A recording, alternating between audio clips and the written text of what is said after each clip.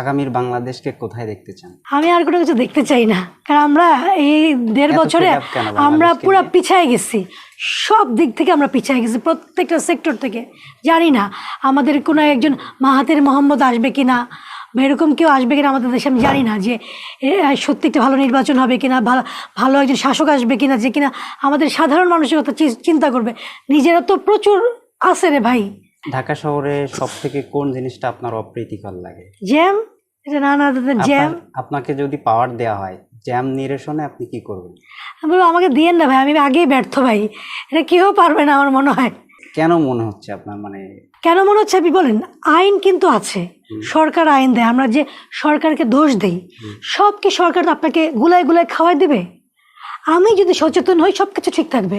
আমি তো নিজেই ভালো না, যত আইন করা হোক মানে যেমন ক্যান্টনমেন্টের ভিতর দিয়ে কিন্তু গাড়ি কিনতে গেলে তুমি ঠিকই স্লো করো, তুমি ঠিকই নিয়ম ভাবে চলতেছো, কেন তুমি চলতেছো? তার মানে দোষটা তোমার নিজের, তুমি নিজে ঠিক হবা, সব ঠিক হবে।